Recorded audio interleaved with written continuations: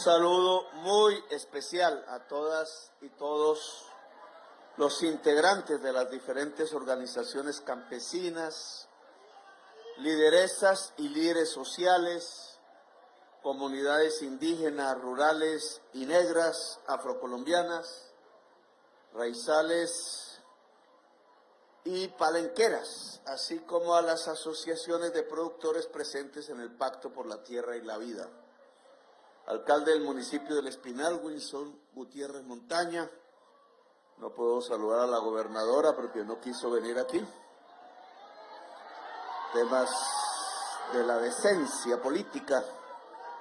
Congresistas de la República, mandos regionales de las fuerzas militares y de la Policía Nacional, ministras, ministros, directores y funcionarios del Gobierno Nacional, banda papayera La Máxima, esa no me la pude escuchar, y cantautores Edson Belandia y Adriana Liscano. No sé si cantaron el bunde aquí. No se canta el bunde en el Tolima, no. Bunde es el himno del Tolima y es hermosísimo, ¿o no? Además, al ritmo del bunde firmamos la paz con el gobierno aquí al sur. ¿Dónde es el sur aquí? ¿Dónde? Allá. Por allá llegué caminando en un sitio arriba de Coyaima y allá caminando a un sitio arriba de Natagaima. Y allá arriba se llamaba La María, vereda La María, que quiero volver a ver porque era hermosísima, hermosísima. Y allá comenzó una paz que se ha vuelto tan difícil para Colombia. Y de allá cambió mi vida, además, profundamente. Por eso esa paz se hizo entre chirimías indígenas, de los indígenas coyaimas y pijaos todos, cantando el bunde. Así que entre el bunde y el bunde nos fuimos construyendo la paz de Colombia. Así que aquí hay que cantarlo otra vez, o ponerlo, para que suene duro en toda Colombia, el bunde de la paz. Congresistas de la República, mandos regionales de las fuerzas militares y de la Policía Nacional, ministras, ministros, directores y funcionarios del Gobierno Nacional. La banda ya la había leído, que entonces es papayera La Máxima. Y los cantautores Edson Belandia y Adriana Liscano. Medios de comunicación aquí presentes y en general a todas y todos los chicoralunes aquí presentes. Voy a hablar de mi pasado porque esta tierra me trae muchos recuerdos de mi pasado, pero hablemos, tenemos que hablarlo. Dicen que los presidentes no deben mirar atrás, pero el que no mira atrás no sabe hacia dónde va. Y entonces algo del pasado sí se tiene que hablar aquí, porque en este sitio, ya lo han dicho ustedes, la ministra, quienes han hablado, enterraron la reforma agraria un 9 de enero de 1972, años A. Yo apenas tenía 11 años, pero ya mi tío de Córdoba me lo contaba. Aquí están mis compañeros paisanos de San Pelayo, Córdoba. Les di la mano. Mi abuelo nació en 1898 en San Pelayo, que es un pueblo campesino. Y por eso mi familia siempre fue campesina, no la pueden enredar por ahí ningún perendengue, gente de trabajo, la briega del surco y del caballo. Y me enseñaron lo que estaba pasando en el departamento de Córdoba en 1971. Me dijo mi tío Álvaro, en 1971 las juventudes de Córdoba salían a las calles insurreccionadas porque habían matado a un muchacho Burgos de un colegio de Cereté, y el campesinado todo de Córdoba, Sucre y otras partes se tomaba la tierra. demandando una reforma agraria y salieron en marcha por decenas de miles. Solo de Sucre y de Córdoba salieron 100,000 campesinos hacia Bogotá. Llenaron la Plaza de Bolívar como nunca antes y le dijeron al gobierno de entonces, el gobierno de Misael Pastrana Borrero, que el campesinado sin tierra, los usuarios de la reforma agraria a nivel nacional, demandaban tierra para el que trabaja, tierra para que el que trabaja. Y Misael Pastrana Borrero no escuchó. Hay por ahí un escritor, no recuerdo el nombre, ministra, de pronto me lo recuerda, que escribió un libro hace un tiempo que dicen ¿en qué momento se jodió Colombia? Titular muy popular. Yo casi nunca digo groserías, pero a veces creo que soy purista en el lenguaje. ¿En qué momento se jodió Colombia? Y yo haciéndome esa pregunta, no me he leído el libro. Yo pienso que ahí se jodió Colombia. Yo diría un poco antes, por recobrar una fecha, ahí casi, en el mismo momento, el 19 de abril de 1970, unos meses antes. Allí no fue elegido Misael Pastrana Borrero presidente de Colombia. Allí fue elegido el general Gustavo Rojas Pinilla y le robaron las elecciones. Por eso esa banderita que ya atrás está y que dicen que no la debo sacar porque no sé qué y no sé qué, tiene esos 3 colores. Esos 3 colores no son de un movimiento terrorista, tienen otro significado que hay que recordarle a la cabala, a la paloma, a las Milei, la que dice las cosas de frente y la que se disfraza. No leen la historia de Colombia. Ese azul que está arriba significa el color de los conservadores. Ese blanco que sigue significa el color de la paz. Y ese rojo con que termina significa el color liberal. Era la paz de Colombia en ese entonces, porque los liberales y los conservadores años 50, años 60, se mataban entre sí. Y el Tolima es testigo. Yo lo recordé hablando con viejos campesinos en sus casas y durmiendo en sus catres.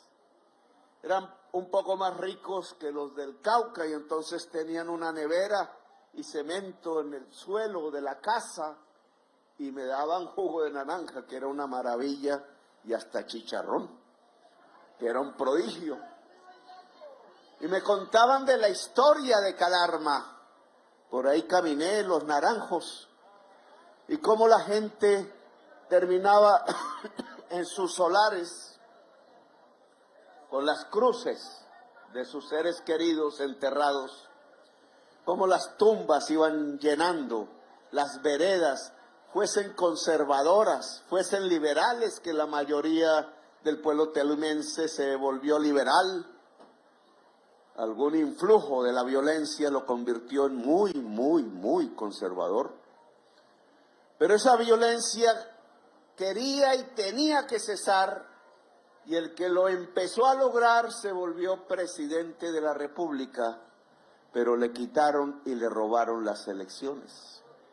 Por eso todavía hay gente que levanta la misma bandera, la bandera de una paz que se forjó, pero que no terminó con la guerra en Colombia, porque la violencia continuó y aún continúa. Y entonces nos tenemos que preguntar, ¿y entonces cómo se hace la paz en Colombia?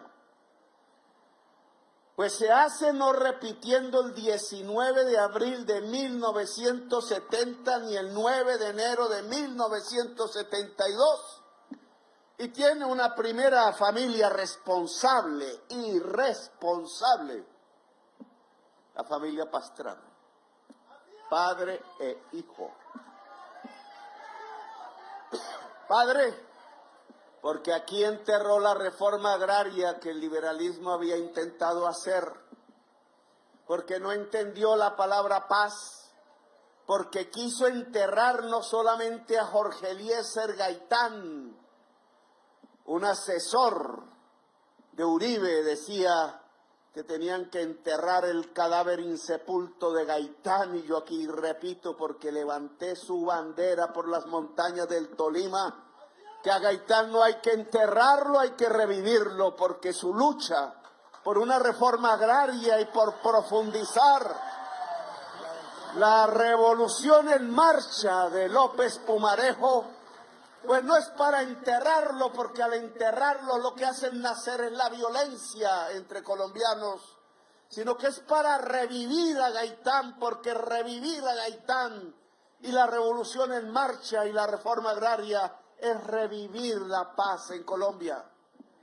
Por eso, ese 9 de abril, ese 9 de enero de 1972, Colombia se jodió, porque entró a un marasmo de violencia peor que el que ya había vivido entre liberales y conservadores y que el general Rojas quiso acabar. El ejército de Colombia en esa época quiso acabar levantando la bandera nacional, la única que está en nuestro corazón como la bandera patria, la violencia entre un pueblo campesino liberal y un pueblo campesino conservador, y la insurgencia de los chulavitas, que desde el gobierno, como los actuales paramilitares, masacraban y masacraban a caballo y a galope tendido, entrando a los caseríos, donde antes había fiesta y alegría, y había esperanza, y solo dejaban los cementerios. Ahora tenemos que solucionarlo, y por eso estamos aquí, en Chicoral.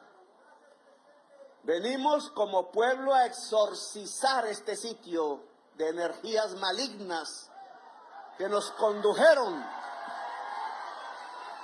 a la mayor desigualdad social del mundo. ¡Qué bonito programa! Me disculpan el virus, ya se inventarán otros cuentos. Exorcizar la violencia y exorcizar la desigualdad, porque ambos términos van de la mano, son sinónimos en la lengua colombiana, en el español colombiano y en los lenguajes indígenas de Colombia, y aún en el lenguaje afro de Colombia y gitano, y en algunos extranjeros con lenguaje latino o en inglés, como en San Andrés, que es el pueblo garífuna de negros que nunca fueron esclavos en el Caribe porque se tiraban de los barcos. En esos lenguajes todos es sinónimo de desigualdad y violencia. ¿Y dónde está entonces la desigualdad?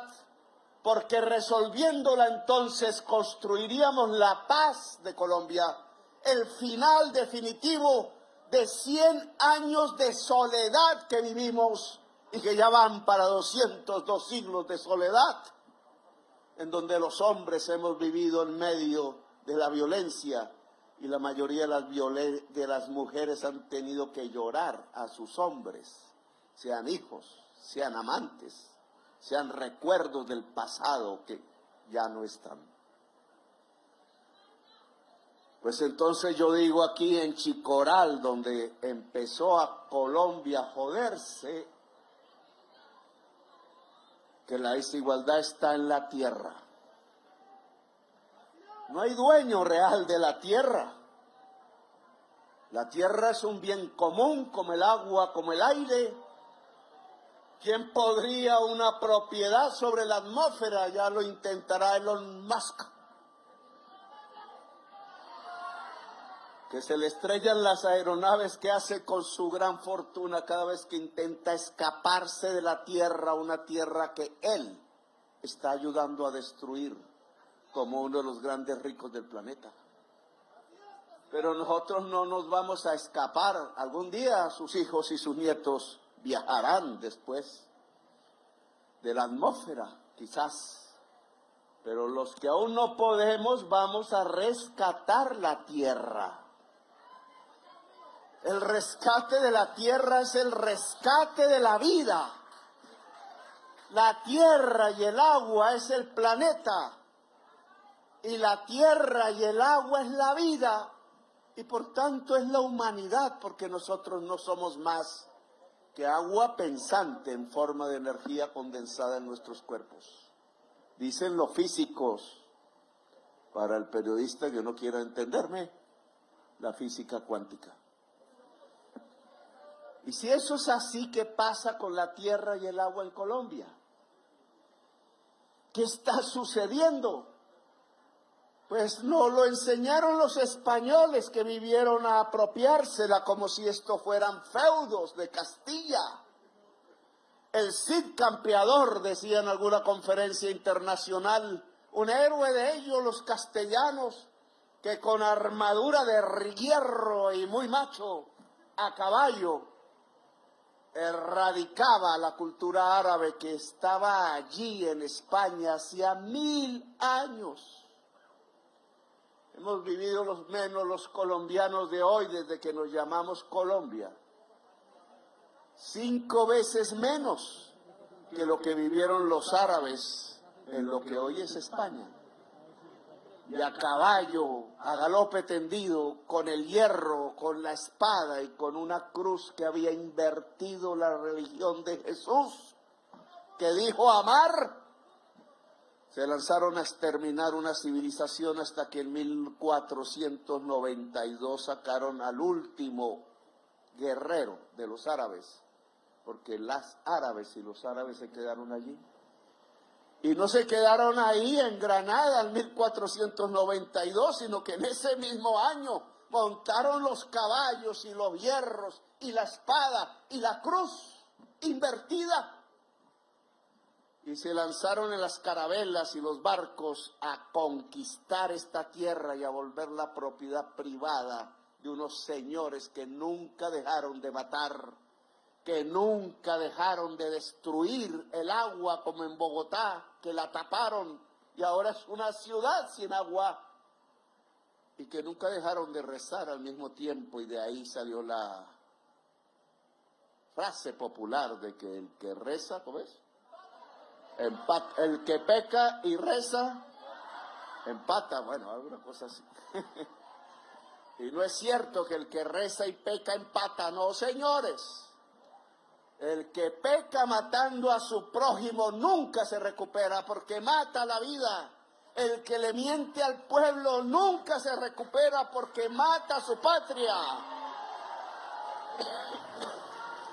No hablo del deseo a la mujer ajena porque no me meto en esos temas.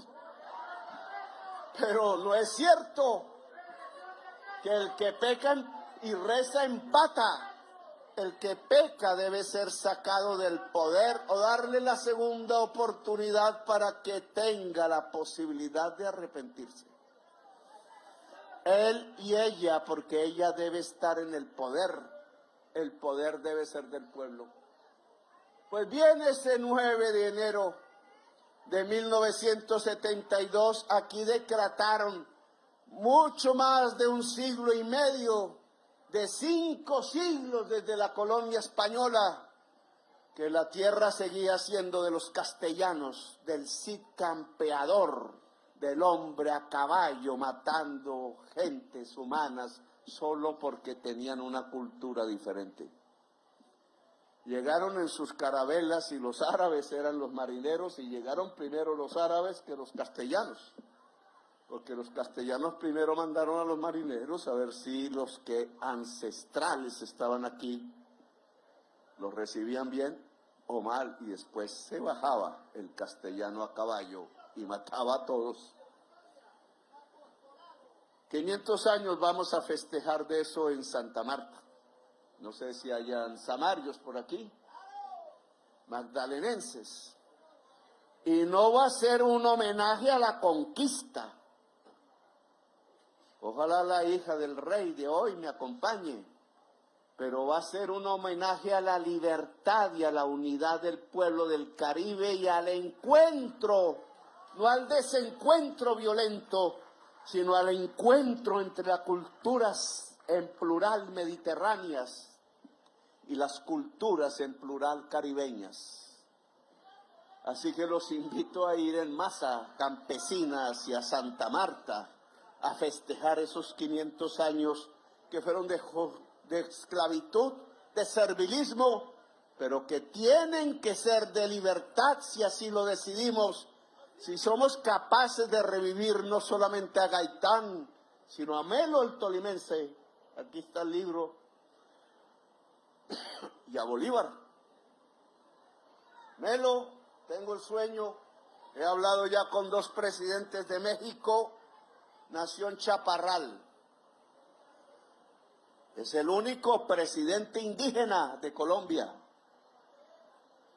Lo eligieron los obreros bogotanos que hacían paños. Y era el general mayor del Ejército Libertador, el mismo de Bolívar, en 1850. Y había batallado como jovencito, siendo teniente del Ejército Libertador e indígena en las grandes batallas de Bolívar y Sucre. Y a la muerte de Bolívar fue a Venezuela a decirle a Páez que no dividiera la Gran Colombia, y que era el gran error de Páez, Santander y Flores, porque hoy seríamos una potencia mundial. Melo siguió levantando la bandera de Bolívar como el general máximo del Ejército Libertador y propuso la liberación de los esclavos, porque habían engañado a Haití, que nos dio los barcos y las armas y sus hombres para ayudarnos, solo a cambio de libertar a los esclavos negros de Colombia. Y mataron a Bolívar en el intento de liberarlos. Y Santander le dio la espalda a la promesa y continuó siendo esclavista, y apareció lo que llamamos la oligarquía nacional. La oligarquía nacional es heredera de los esclavistas, tiene sus apellidos. Por eso trata al pueblo de Colombia como esclavos. Por eso trató a la mayoría campesina, que era el pueblo de Colombia, como siervos de la tierra, y por eso los masacró cada vez que había una violencia, y tuvimos muchísimas violencias. Colombia no ha conocido la palabra paz, porque estos hombres de sangre indígena, considerados raza inferior, incluso no humanos, por los que tenían la cruz invertida, aún con armas del Ejército Libertador, y siendo presidente de Colombia, decidió con algunos otros liberales que no habría más esclavos en Colombia. Y llegaron los ejércitos de esclavistas, de Popayán, de Antioquia, con negros armados, diciendo que era mejor comer de la mano del amo que ser libres. Algunos son también sus descendientes. Y fue derrotado, y ahí murió el Ejército Libertador. El último general del Ejército Libertador es un hombre del Tolima, de la Gran Chaparral. Y se fue a pelear a El Salvador, a Nicaragua, contra un pirata gringo que se quería quedar con su patria. Y llegó a Chiapas y peleó contra los conservadores mexicanos, queriendo que Benito Juárez pudiera realizar su revolución. Y allí fue fusilado y allí está enterrado. Y los hijos que tuvo allí en Chiapas son indígenas colombianos que quieren encontrarse con los chaparralunos. Ojalá me lo han prometido, que si encontramos sus cenizas, y la presidencia de México lo está buscando en las fosas comunes de Chiapas, podamos enterrarlo en Chaparral.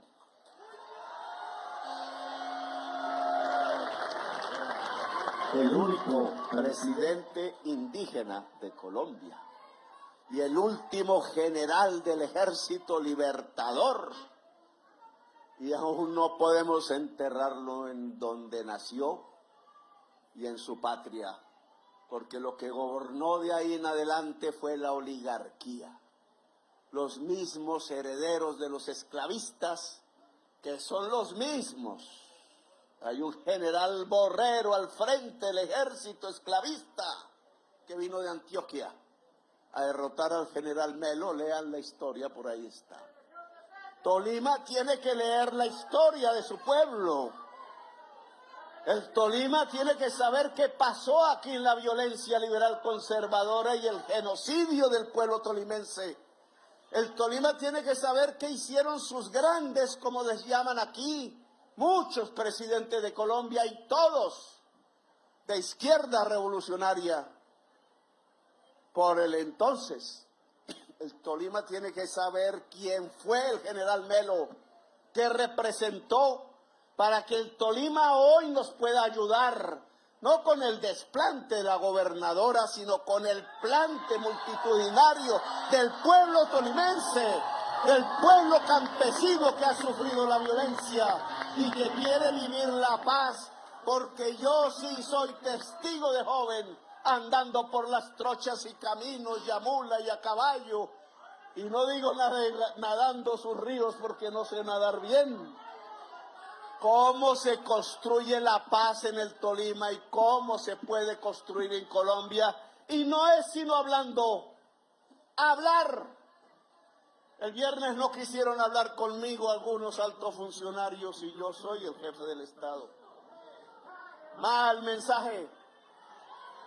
No porque tengan que estar de acuerdo conmigo, yo soy un demócrata, sino porque al pueblo de Colombia hay que enseñarle a dialogar entre sí, a que las disputas sean familiares, sean pasionales, sean por el amor, sean por la política, sea por la cerca de la finca, sea por la venganza que hay en el pasado de generaciones hundidas en la violencia, como bien dijera José Eustacio Rivera, que ahora conmemora desde su novela Un tiempo. ¿Cuánto es? ¿Cuánto? Capitán, 100 años, dice el capitán.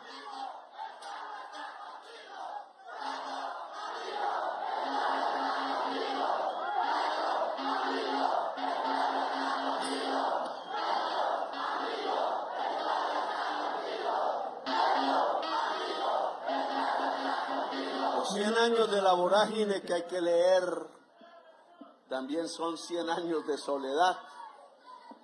El libro de José Eustacio Rivera comienza con: antes de conocer mujer alguna, jugué mi corazón al azar y me lo ganó la violencia. Tengo yo una ventaja.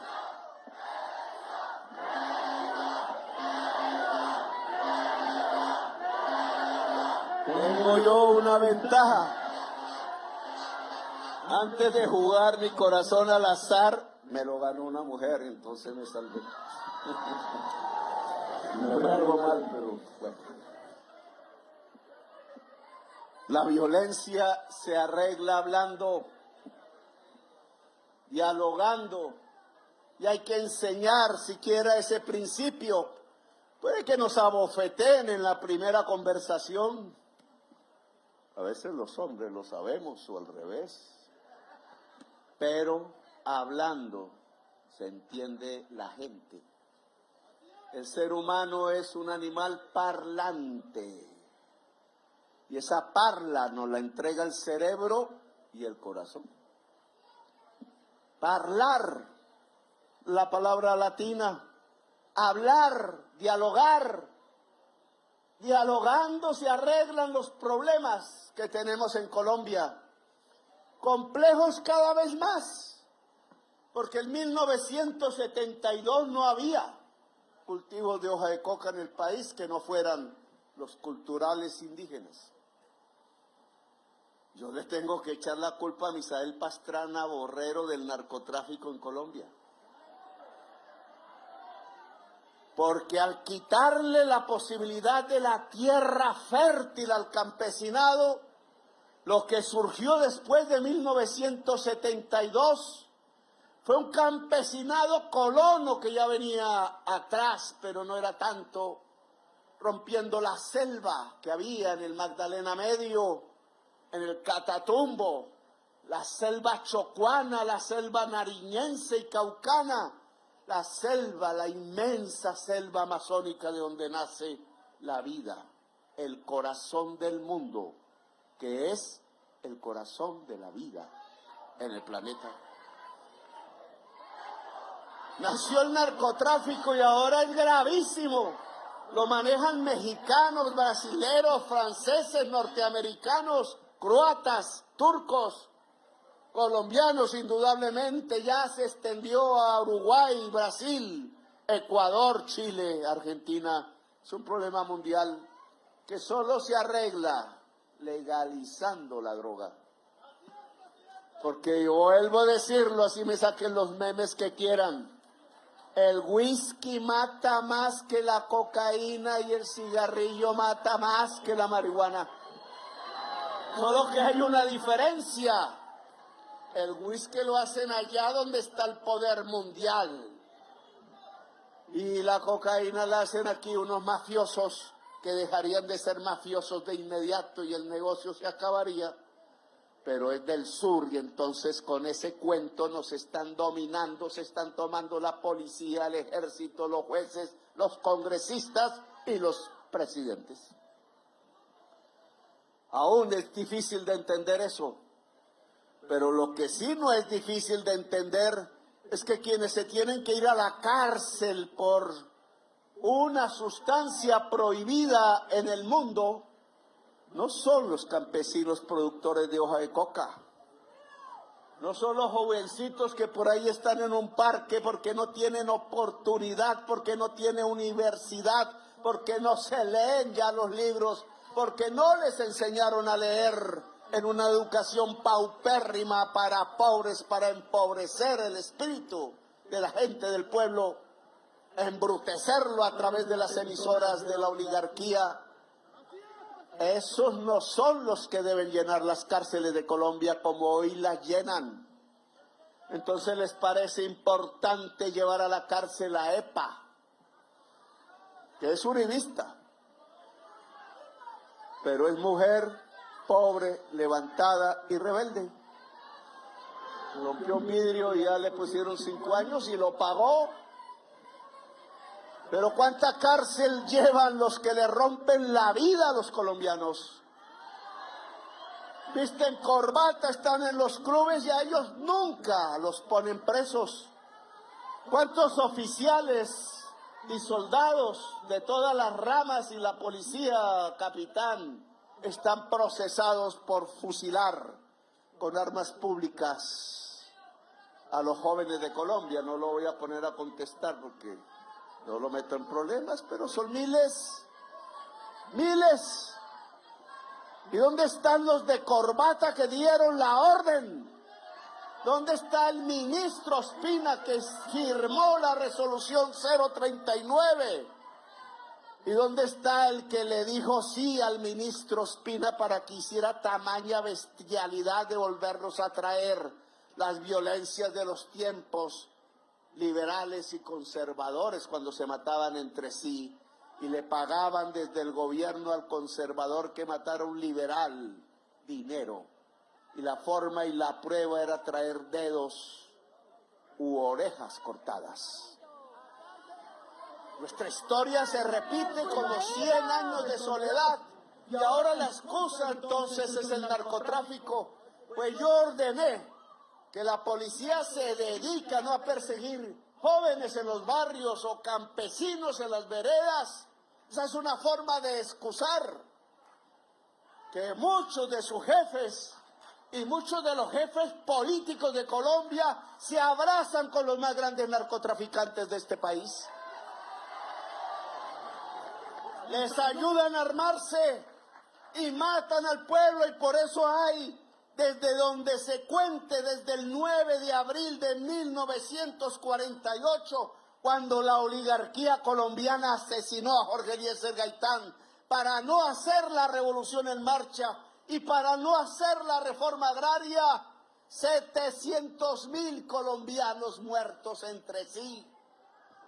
No hay pueblo en el mundo, no existe ningún rincón en la tierra donde una nación se autodestruya durante tanto tiempo, por generaciones, matándose entre sí. Y aún estamos aquí. Somos grandes porque resistimos. Somos grandes porque aquí, en el mismo sitio donde desataron la masacre sobre el pueblo campesino de 1971, sus marchantes y sus organizaciones campesinas, sus hijos, sus nietos quizás, se vuelven a reunir a levantar la bandera. Levanta la bandera, dice una canción de aquellos que estaban en las barricadas en 1936, en una ciudad que se llama Barcelona. Levanta la bandera revolucionaria, que no es del que levanta el fusil, sino que es del pueblo de Colombia. Porque Colombia necesita una transformación profunda, y de eso venimos a hablar aquí.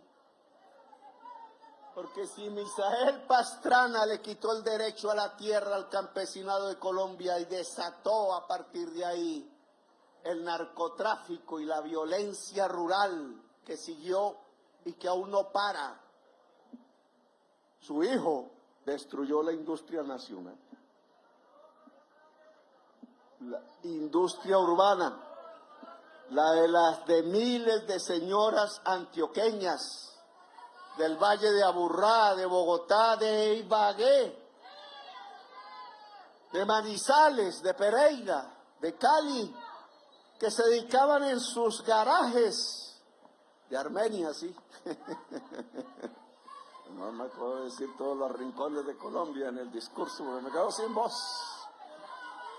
Allá en sus garajes, en sus casitas, con los hijos encima, si eran pequeños, el marido quién sabe, a hacer confecciones, a hacer blue jeans, a imitar a los gringos, ahí mirando quién sabe en las revistas de modas, me acuerdo, y entonces a ver cómo se hacía un pantalón, una camisa, y así nació la industria textilera, con los recursos que podía entregar un pueblo campesino, que era el campesinado cafetero de Colombia, que sostuvo a Colombia trabajando durante casi un siglo en el siglo XX.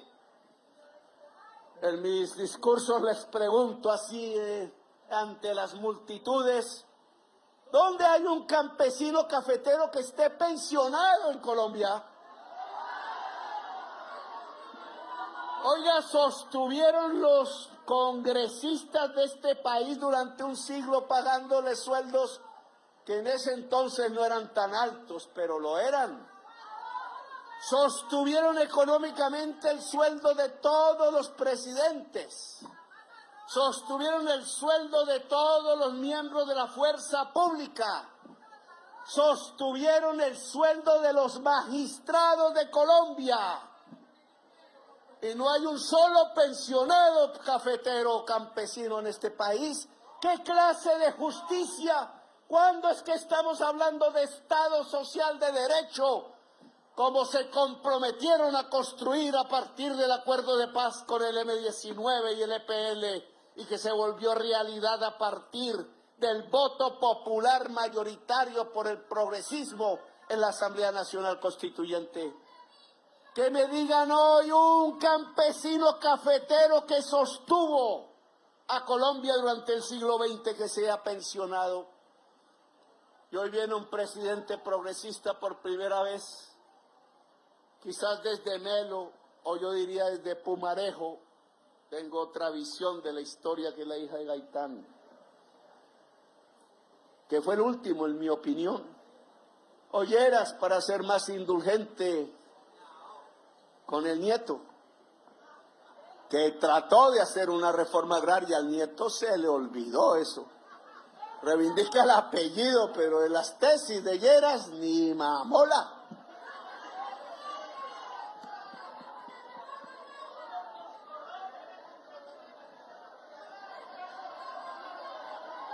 Vamos a terminar porque me estoy extendiendo y voy causando estragos democráticos. Cuando un presidente provoque estragos democráticos, es un buen presidente. Porque la palabra democratizar, del que se burlaban ciertos opinadores, ¿y qué es eso? Nos van a expropiar la finca, nos van a expropiar el carrito, nos van a expropiar el apartamentico que tanto esfuerzo nos ha tocado conseguir. No, democratizar es entregarle al poder, el poder al pueblo, porque democracia significa poder del pueblo. Y aquí el poder que ha existido es el poder de la oligarquía. Y la demostración máxima de que el poder lo tiene la oligarquía, no el presidente, es que el presidente con mucho esfuerzo primero se hace elegir contra viento y marea, un pueblo mayoritario lo apoya, en una democracia el voto es sagrado, pero entonces el presidente elegido por el pueblo no lo vuelven sagrado, sino que lo mancillan, lo humillan. Hola, Plutarco. Plutarco estuvo, aparece Plutarco. Plutarco estuvo caminando por aquí, por las tierras de Calarno. Usted es de el Cañón de las Hermosas, o de la Profunda. ¿De cuál es? La Profunda. Que usted allá, pues, fue un líder muy importante. Plutarco no dejó morir nuestro espíritu aquí en el Tolima, lo mantuvo vivo y gracias a eso estoy aquí. Así que gracias, Plutarco, campesino tolimense.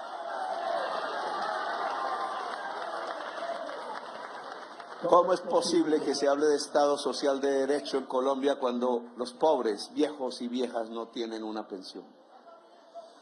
Cuando se mueren solas en las plazas de mercado, como pasó hace poco. O cuando los viejos terminan alcoholizados de la tristeza en una banca del parque. Los parques municipales de Colombia se volvieron parques de viejos y no parques de jóvenes. Ya no se enamora en los parques de los municipios de Colombia porque ya no hay sino viejas y viejas, viejos sobre todo, tomando y tomando ron porque el hambre no se calma, porque no hay dónde ir ni dónde dormir, porque no hay un abrazo ni siquiera de un hijo o una hija, porque muchos están abandonados.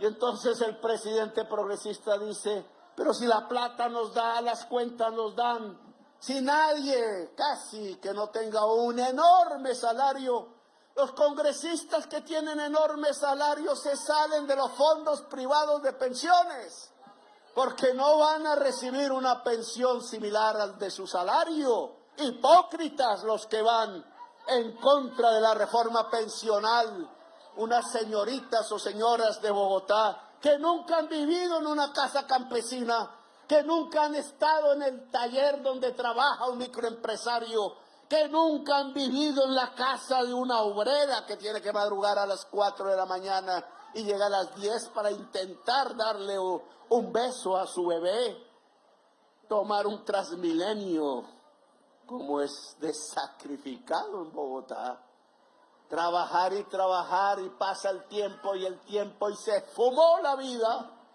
y el amor se fue. Y queda sola y las hijas se fueron, para bien o para mal, triunfaron o no triunfaron en su escogencia.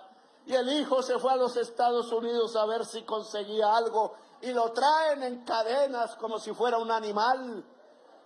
Y entonces no tiene una pensión, su esfuerzo no tiene una recompensa. Entonces no se le puede entregar al campesino cafetero o arrocero o yuquero o maicero una pensión cuando ya está viejo y no puede doblarse sobre el surco después de haber dedicado toda su vida a doblar su espalda en el surco, sobre el surco y bajo el sol, para traerle alimentos al magistrado, al congresista, al presidente, a los ricos de este país. Entonces, ¿qué clase de justicia social estamos hablando? Entonces, ¿de qué pacto democrático estamos hablando?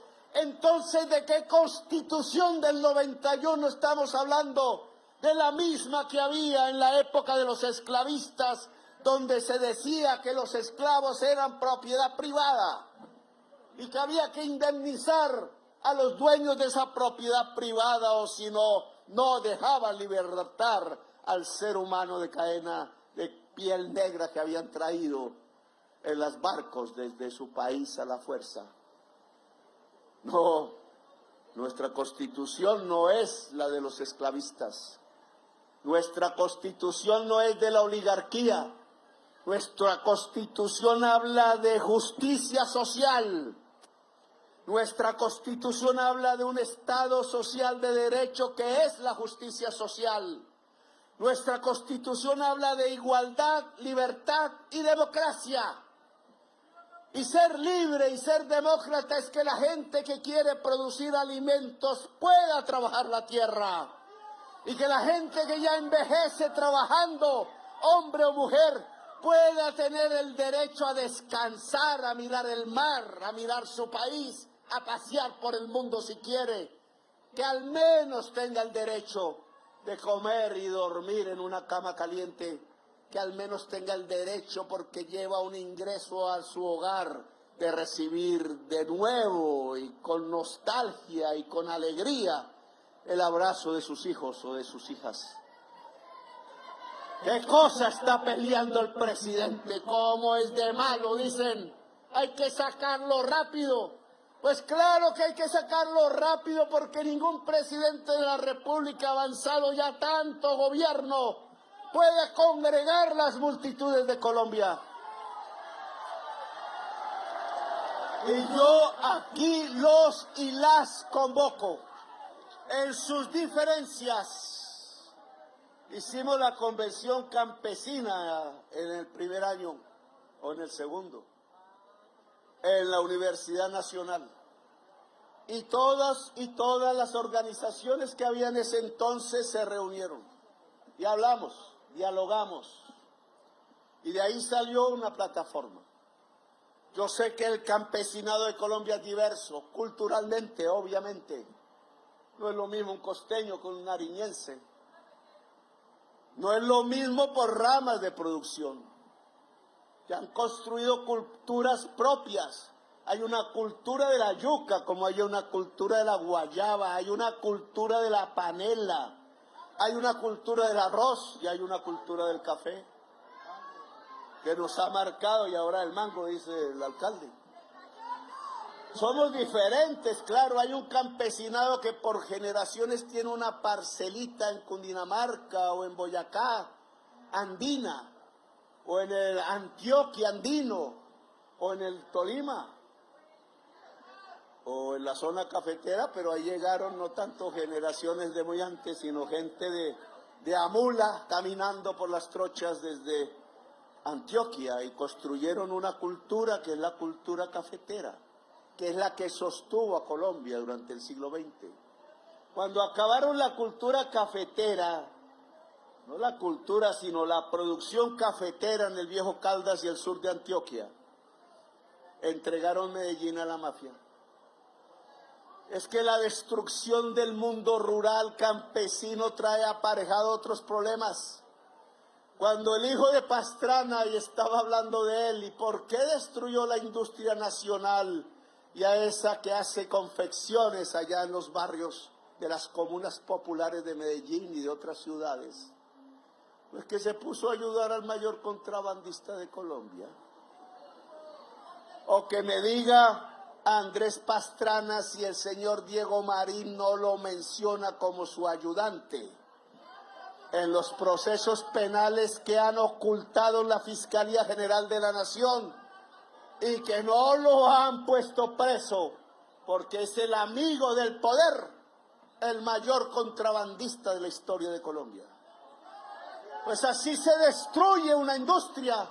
Destruyó el padre la agricultura, destruyó el hijo la industria, y un país sin industria y sin agricultura es un país pobre, porque la riqueza solo nace del trabajo y de la producción, y porque la producción es agricultura e industria, y si nos quitan la agricultura y la industria es como si nos quitaran el corazón. Por eso podemos decir que el 9 de enero de 1972 se jodió Colombia. Y ahora la recuperamos y depende de ustedes y de mí. Ya nos anuncian que la Constitución del 91 es letra muerta. Ya el Congreso hace huelga y no quiere aprobar las reformas. Ya si aprueban las reformas tampoco pasan. Ya el gran mensaje de las elecciones del 2022 fue olvidado. Se les olvidó que yo gané las elecciones en el 2022 básicamente porque 1 millón de jovencitos y jovencitas entre 18 y 22 años que habían hecho el estallido unos días antes, unos meses antes, y que pusieron este país a vibrar en medio del fuego de la carretera y de la calle y del barrio. Le pusieron a pensar como el COVID-19 antes, no porque se parezcan, sino porque el mensaje era el mismo. Hay que transformar esto, nos vamos a morir. Si no hay salud preventiva, los virus nos arrasan. Si no hay oportunidad para la juventud, el virus de la ignorancia hace destruir a Colombia. Y votaron por Petro, y cambiaron a Colombia, creo yo, espero yo. Cambiaron la historia, no es una moda, no es un maquillaje. Si los de antes vuelven las tinieblas, vuelve la sangre, vuelve la masacre. Si los que ganaron antes, que no les dio ningún tipo de remordimiento, matar a 6.402 jovencitos y jovencitas a la tumba, cuando eran flor de la vida apenas, cuando eran nuestra futura nación, solo por estar caminando por ahí en un barrio en una hora, en un mal momento y cruzarse con un camión militar. 6.402, y no hablar de lo que pasó en la Comuna 13, donde murieron otros 400 que aún no aparecen, aunque ya algunos aparecen en la comuna, en la Escombrera. Oiga, ¿cómo les gusta matar a la juventud? Hacer trizas la paz, decían riéndose, y hacer trizas la paz es matar la juventud uniformada de cualquier color. Son pobres que se matan entre pobres. Es una división del pueblo del cual la oligarquía se divierte, porque el miedo que cunde, como cunde en el campesinado del Catatumbo, los hace votar por la extrema derecha, y la extrema derecha, como Milei, viene con una sierra eléctrica, pero no para tomarse fotos con Elon Musk, sino que aquí sí se usa sobre los miembros de los seres humanos que cortan su cuerpo. Yo sí los convoco y la convoco a usted, mujer, y a usted, hombre campesino, a que toca volver a la sangre de 1971. No a derramarla, sino a la pasión de 1971, que toca convocar una gran movilización campesina, nacional, pacífica, pero decidida, que el pueblo no se puede callar. Cuando ascendía Hitler al poder, unos jóvenes alemanes hicieron una agrupación que se llama La Rosa Blanca, y denunciaron que su gobierno, el gobierno de Hitler, estaba matando millones de judíos. Lo denunciaron al mundo. Fueron fusilados, decapitados en 1943. El domingo hay elecciones en Alemania, creo, y están haciendo la Rosa Blanca de nuevo en Alemania. Pequeña, pero sube y suben las encuestas. Nosotros aquí necesitamos una rosa roja y una rosa amarilla y una rosa de todos los colores, porque somos de todos los colores. Y necesitamos levantar la bandera de nuevo, porque lo que hicimos en 1922, en 2022 y en 2021 no se puede olvidar ni dejar pasar a la historia, porque nos devolverán a la masacre. Y 100 años de soledad tiene que terminar, porque tiene que terminar. La nación colombiana será muy fuerte, muy poderosa. Será el corazón del mundo, porque estamos en el corazón del mundo, pero al mismo tiempo será el corazón de la vida. Fue la promesa de campaña y debe cumplirse en esta generación, en estos años. Por eso el tema no es si me reeligen o no. El tema es que hay que reelegir el proyecto, hay que reelegir el programa, hay que hacer más y más. Apenas esto comienza. Y este nuevo comienzo de la patria colombiana, ojalá latinoamericana y caribeña, es el comienzo de una democracia real y viva y multicolor. Es el comienzo de una justicia con nosotros mismos, que nos lo merecemos, con nuestros abuelos, nuestros padres que se lo merecen, con quienes cayeron ensangrentados por centenares de miles en esta tierra, por el amor, porque somos poderosos y hemos resistido los 100 años de soledad. Es que entonces, sobre los 100 años de soledad y las tumbas de los aurelianos, nos levantamos la bandera y no la vamos a dejar bajar. El poder, cada gobernante aquí presente, es para el pueblo, no es para el grupo, no es para la secta, no es para los ricos, no es para el tecnócrata. El poder, si quieren seguir gobernando conmigo a mi lado, es para el pueblo y nadie más. Toda actividad del gobierno nacional a partir de ahora es hacerle caso a la Constitución de 1991 y obedecerla. Aquí construimos el Estado social de derecho. Aquí construimos los derechos y las libertades del pueblo. Y la manera de lograrlo no es suplicando, es tomando los espacios del poder que el gobierno debe permitir de acuerdo a la orden de la Constitución Nacional que nos rige.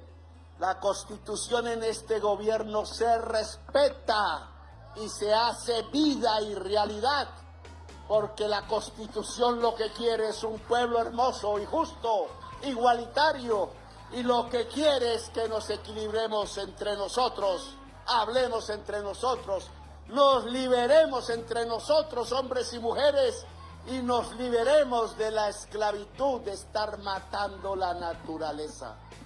Porque Colombia es la potencia mundial de la vida. Porque Colombia es el país de la belleza.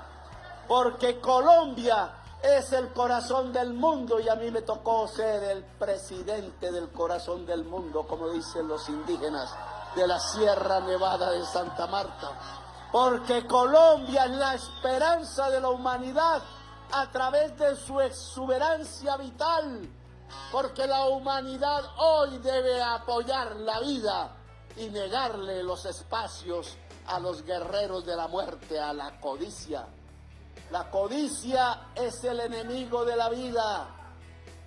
La codicia es el enemigo de la vida. y los grandes codiciosos deben retroceder en el planeta y en nuestro país para que la vida sea y nunca sea, como dijera Carlos Pizarro, cortada en primavera. ¡Que viva Colombia, potencia mundial de la vida! ¡Que viva la gran movilización nacional campesina! ¡Que viva la gran movilización nacional popular por la vida, la justicia y la democracia! Gracias por haberme escuchado, muy amables.